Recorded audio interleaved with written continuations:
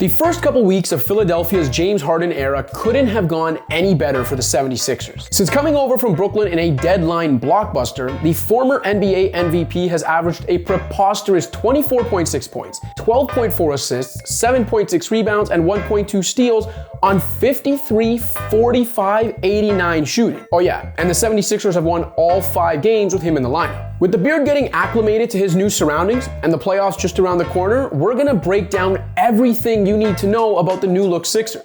So sit back, relax, and take this in.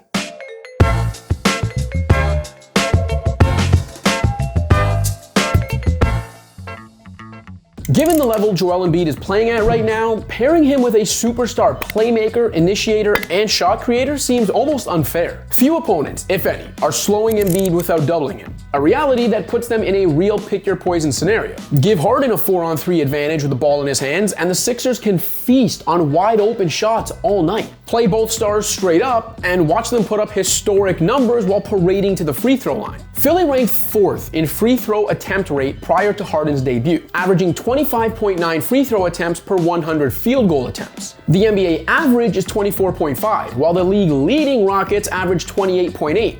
With Harden in the lineup, the Sixers rate is 42.4. You can't keep getting away with it!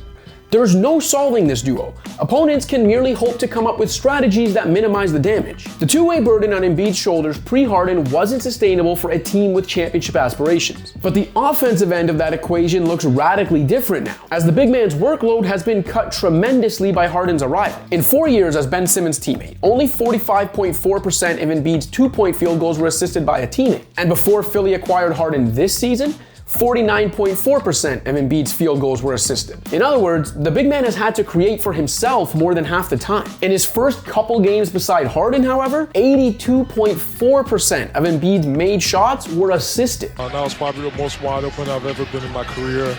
I had a lot of easy baskets. I used to have to work for everything. Embiid has spent the majority of his career without a worthy half-court initiator. But Harden's arrival, combined with Tyrese Maxey's development and Doc Rivers' newfound commitment to staggering his stars' minutes, means the big man shouldn't have to play any minutes without one anymore. Since Harden's arrival, at least one of the Beard or Maxey has been on the court for all but 9 of Embiid's 126 minutes. And those 9 measly minutes played with neither of his star guards on the court all came in the one game Harden didn't suit up. Harden's presence also means the Sixers should better survive minutes with Embiid on the bench, which historically have been the team's undoing. Maxey was thriving with the ball in his hands as one of the league's most improved players this season. Now the sophomore guard is showing he has the smarts and awareness to still get his off the ball. Harden's ball dominance can be tough for fellow guards to adapt to, but the Beard's gravity, driving ability, and playmaking vision also present opportunities for teammates to feast off the ball. Maxey has thus far looked great attacking off the catch against defenses scrambled by Harden's mere presence. As for Tobias Harris, Harden's playmaking seems to be the tonic that was needed to finally make him a more willing catch-and-shoot threat. Harris's ability to put the ball on the floor, create for himself, and pull up at his size is a valuable skill.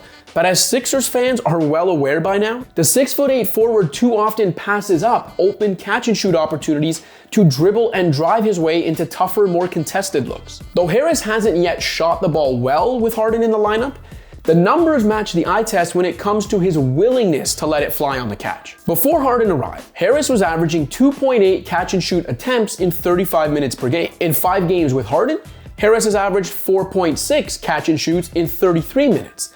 A 64% increase in less time on the court. I think those numbers look great. Harris and Maxey have also been benefiting from Harden's underrated ability to get a team out and running. Harden plays the game in cruise control, and his methodical, ground-bound approach doesn't seem conducive to fast breaks, but he can get a team from defense to offense in no time. That transition threat is one of the things Philly missed most with Simmons out of the lineup. After ranking in the top 9 in transition frequency in each of the last 4 seasons, the Sixers fell to 24th this season before trading for Harden. The fast break isn't where Philly will beat teams with Harden and Embiid, but it is yet another layer for an offense that's much more complete and unpredictable than it was a month ago. Look, like most contenders, the Sixers still have some questions to answer. Who should their 5th starter or 5th finisher be?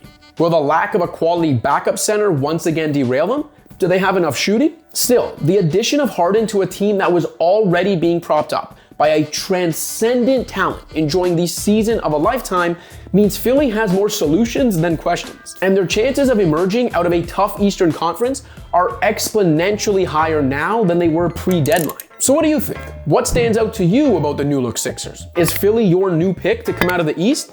Let us know in the comments, and don't forget to like and subscribe.